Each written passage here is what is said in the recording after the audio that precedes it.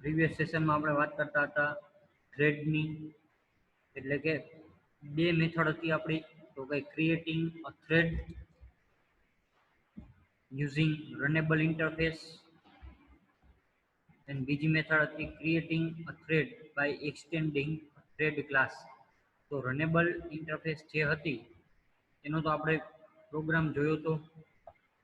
ઘણા બધા સ્ટુડન્ટે પ્રોગ્રામ મને કરીને પણ આપેલો છે, બરાબર. તો તમે પોતે જ્યાં સુધી જો એક્ઝામ્પલ વર્ક નહીં કરો, પ્રેક્ટિકલ નહીં કરો, ત્યાં સુધી ખબર નહીં પડે, ઓછી પડશે. તો આજે બીજી જે મેથડ છે, બીજો વે થ્રેડને ક્રિએટ કરવા માટેનો યુઝિંગ થ્રેડ ક્લાસ એક્સટેન્ડ કરીને, એ જે ફર્સ્ટ મેથડ હતી રનેબલ ઇન્ટરફેસની હતી, આ છે થ્રેડ ક્લાસ. તો એ જોઈએ. એમાં first statement, second way to create a thread is to create a new class that extends a thread class and then create an instance of that class. બીજો way કયો છે તો કઈ ક્રિએટ નવો class create કરવાનો અને એક extend કરવાનો, અને એક્સટેન્ડ કરીને પછી થ્રેડને એ ક્લાસને મારા ક્લાસમાં એડ કરવાનો, બરોબર. તો એ એક જે છે એ ક્લાસ કયો છે તો કઈ આપણે જે નવો ક્લાસ હું બનાવીશ એમની અંદર હું આવીશ, બરોબર. અને એ જે એક્સટેન્ડ થશે એ કયો થશે તો કઈ પહેલેથી જે અવેલેબલ ક્લાસ છે એ thread class. Second statement, by extending a class must override run method which is the entry point for the new thread. કે એક્સટેન્ડિંગ ક્લાસ છે, બરોબર, જે નવો ક્લાસ એક્સટેન્ડ થશે તો જે ક્લાસ એક્સટેન્ડ થાય છે એમાંથી બધી જ વસ્તુ આની અંદર આવેલી હશે આપણા ક્લાસની અંદર. તો સાથે સાથે રન મેથડ પણ આવી હશે. તો રન મેથડ આવશે તો આપણે એને આપણી રન મેથડમાં આપણે ઓવરરાઇડ કરવી હોય તો પણ આપણે કરી શકશું. Next statement, once a thread object is created, થ્રેડનો ઓબ્જેક્ટ જ્યારે ક્રિએટ થાય ત્યારની વાત છે, you can start by calling start method which execute to call or run method. ત્યારે ઓબ્જેક્ટ ક્રિએટ થશે પછી આપણે સ્ટાર્ટ મેથડ કોલ કરવી પડશે, જેમ આપણે આગળની જે એક્ઝામ્પલ હતું થ્રેડનું એમાં જોયું એવી રીતે. એક્ઝામ્પલમાં આપણે વાત કરીએ તો class demo thread 2 extend thread, એક નામ આપું છું ડેમો થ્રેડ 2, એની જગ્યાએ તમારે તમારું નામ આપવાનું છે. એક્સટેન્ડ થવો જોઈએ થ્રેડમાંથી. વોઇડ રન આપણે ઇમ્પોર્ટન્ટ છે થ્રેડની અંદર, એની અંદર મેં કાંઈ લખ્યું હશે તો મને આઉટપુટમાં આવશે. તો એ જગ્યાએ હું શું લખું છું, public void run curly bracket start system.out.println thread is running curly bracket over public static void main string args. જે ક્લાસ છે એનું નામ એનો ઓબ્જેક્ટ બનાવું છું. શું નામ છે તો કે demo thread 2, object demo thread 2 t1 is equal to new demo thread 2 અને એનું કન્સ્ટ્રક્ટર એટલે t1 ઓબ્જેક્ટ બન્યું. હવે મારે પ્રોગ્રામને રન કરવો છે, એટલે કે થ્રેડને રન કરવો છે. તો થ્રેડને સૌથી પહેલા સ્ટાર્ટ કરીને પછી મૂકી દેવાનું, એટલે કે t1 ડોટ સ્ટાર્ટ કમ્પ્લીટ થઈ ગયું.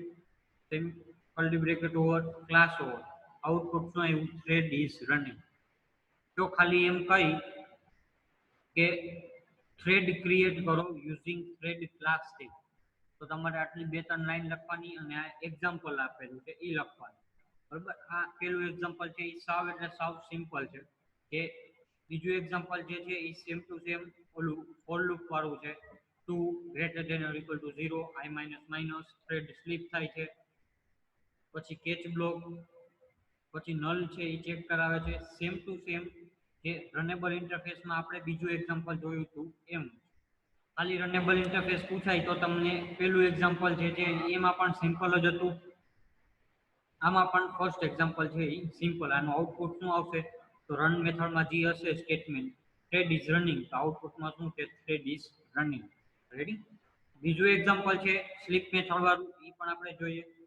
જો બીજું એક્ઝામ્પલ પૂછાય તો કેવી રીતે પૂછાશે તો કઈ એમ કહેશે કે write a program that extend a thread class using sleep method, બરોબર. થ્રેડ ક્લાસ એક્સટેન્ડ કરવાનું કઈ અને એમાં સ્લીપ મેથડ કઈ, તો આપણે અહીંયા સ્લીપ મેથડનો યુઝ કરેલો છે. તો તમારે આ પ્રોગ્રામ લખવાનો, નકર આ પેલો પ્રોગ્રામ જે સાવ ઈઝી છે એ તમારે લખી અને આવતા રહેજો, પૂરેપૂરા માર્ક્સ મળશે.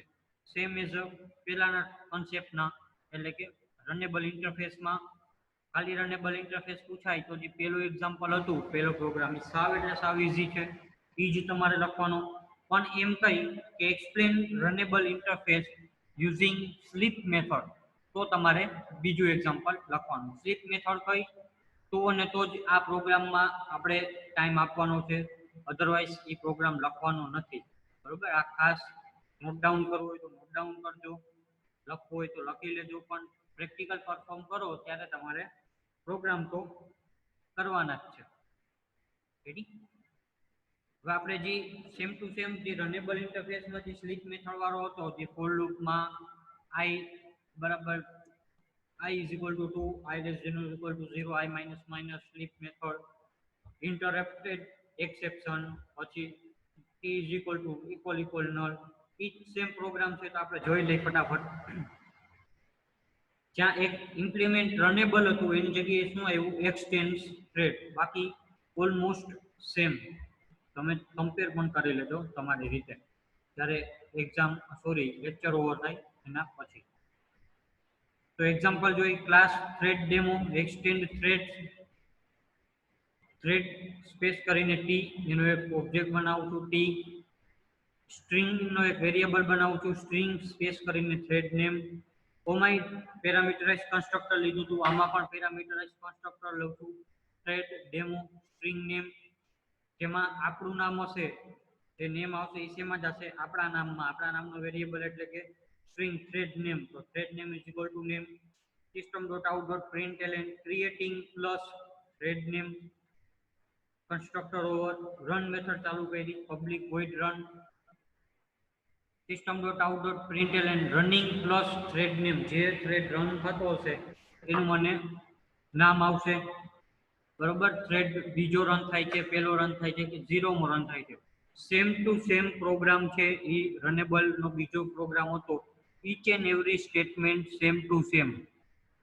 બરોબર. તમે કમ્પેર કરી લેજો. જ્યાં ઇમ્પ્લિમેન્ટ રનેબલ છે એ જ જગ્યાએ એક્સટેન્ડ થ્રેડ ઓનલી ક્લાસમાં, બાકી સેમ ટુ સેમ આપણે હજી જોતા આવીએ છીએ. એમાં ટ્રાય ની અંદર જાય, એમાં પણ આપણે સિન્ટેક્સ હતી for integer i is equal to 2, i greater than or equal to 0, i minus minus 2 થી ચાલુ થશે અને 0 સુધી જશે. જો -1 આવશે તો મને આઉટપુટમાં નહીં આવે અને કેમાં વયું જશે, ડાયરેક્ટ બહાર. કેચ ઇન્ટરપ્ટેડ એક્સેપ્શન એટલે કે જો એમાં કંઈક પ્રોબ્લેમ હશે, કંઈક ઇન્ટરપ્ટ થશે, બરોબર, તો શું પ્રિન્ટ થઈને આવવું જોઈએ. પણ એની પહેલા આપણે વાત કરી લઈએ, i is equal to 0, i greater than or equal to I is equal to 2, i greater than or equal to 0, i minus minus. system.out.println thread plus thread name plus કરીને i, એટલે થ્રેડ કયો run થાય છે એ મને ખબર પડશે.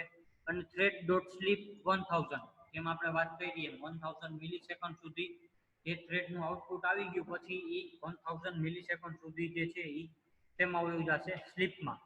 જો 1000 પછી પણ જો એને કોઈ સ્લીપમાંથી રનિંગમાં નહીં લે તો એ ડાયરેક્ટ ત્યાંથી તેમાં વયું જશે, એક્ઝિટ થઈ જશે ટર્મિનેટમાં. Ready?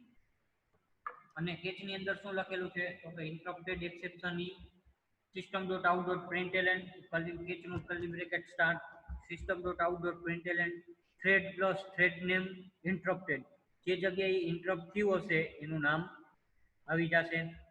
system.out.println thread plus thread નમ અને એક્ઝિટ એટલે કે એક્ઝિટિંગ, જે જગ્યાએથી એક્ઝિટ થશે એનું નામ પર મને આવવું જોઈએ. તો ક્યાં સુધી ફોર લૂપ કરશે, i is equal to 2 greater than or equal to 0, તો હા બીજો થ્રેડ રન થશે.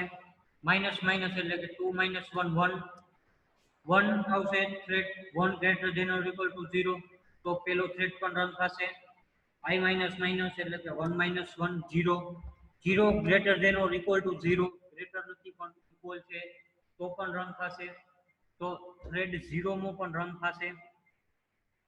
i minus minus 0 માંથી -1 આવશે તો i is equal to -1, -1 greater than or equal to 0, -1 કોઈ દિવસ વધારે ન હોય 0 કરતા અને ઇક્વલ પણ ન હોય, તો એ જગ્યાએથી થ્રેડ એક્ઝિટ થશે.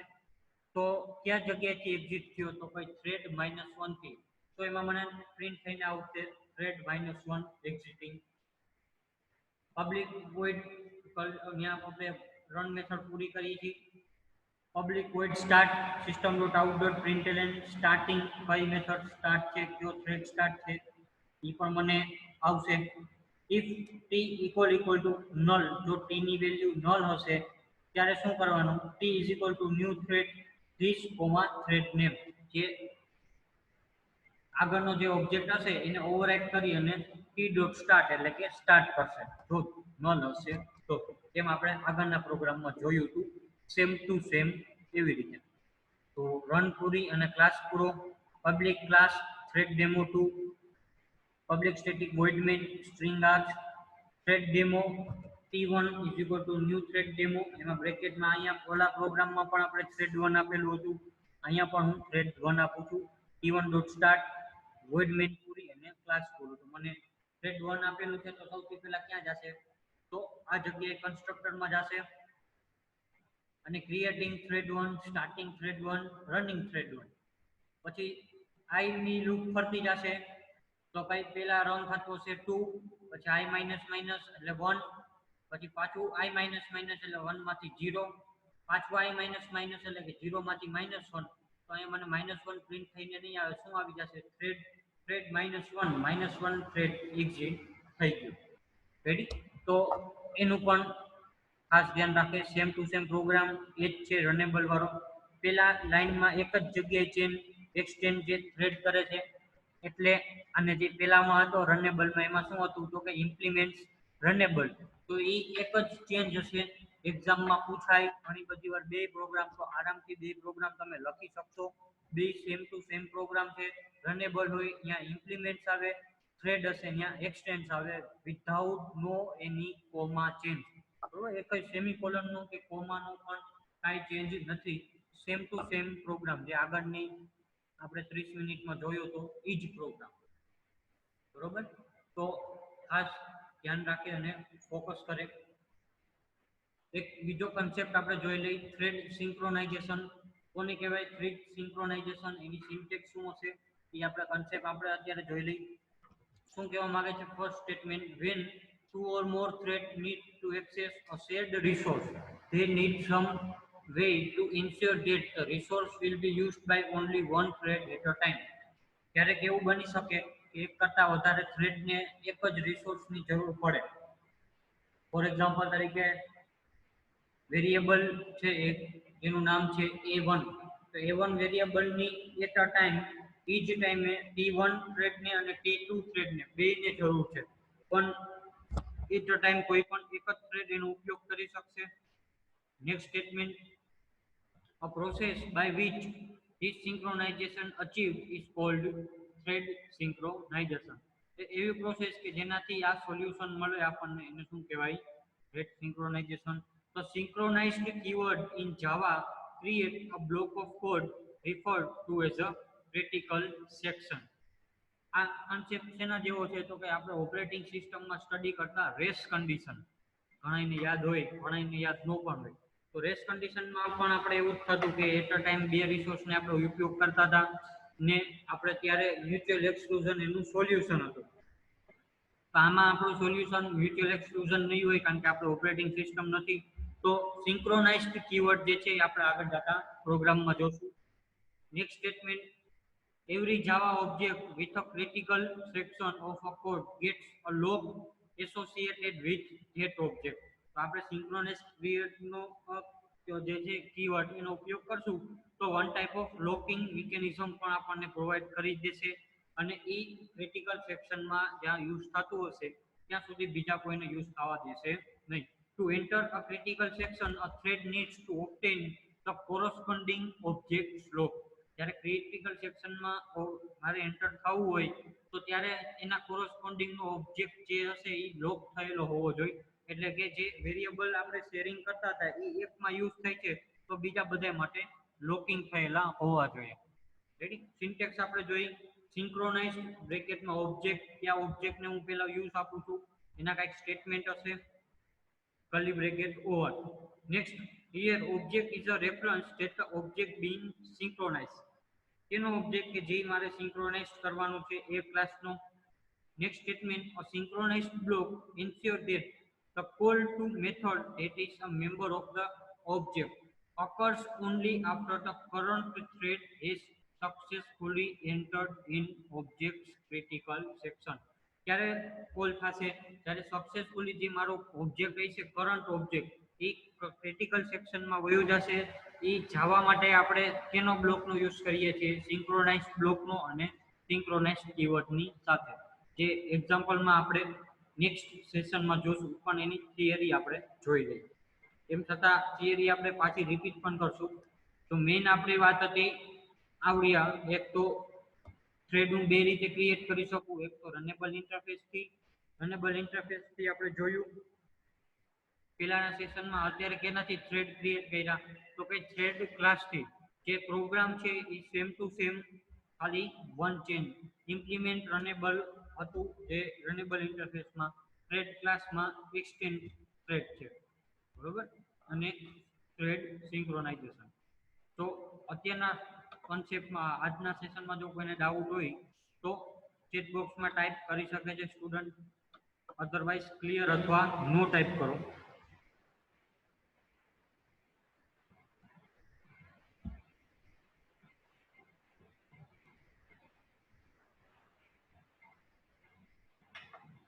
હું એટલે ઘણી વાર તમને કહેતો હોઉં છું કે તમે પ્રોગ્રામ રન કરો. જો પહેલાના પ્રોગ્રામ રનેબલ ઇન્ટરફેસના રન કરેલા હશે તો સેમ ટુ સેમ આ જ પ્રોગ્રામ વન ખાલી એક જ લાઈનનો ચેન્જ કરીને તમારે મને પાછું જે છે એ સીએમડી ફાઇલ મોકલાવી દેવાની રહેશે આજના પ્રોગ્રામ. આજના પ્રોગ્રામ જો તમે ધારો તો વધીને 1 મિનિટમાં તમે રન કરી શકો, ખાલી એક ચેન્જ કરીને. 1 મિનિટ પણ ન થાય, બરોબર. તો એનું ખાસ ધ્યાન રાખે અને સીએમડી ફાઇલ મોકલે. તો ઓલમોસ્ટ સ્ટુડન્ટ ટાઈપ ક્લિયર ઓર નો, બરોબર. તો કોઈને બીજો કાંઈ ડાઉટ હોય તો પણ પૂછી શકે છે. આજનું સેશન આપણે અહીંયા કમ્પ્લીટ કરી. Thank you students.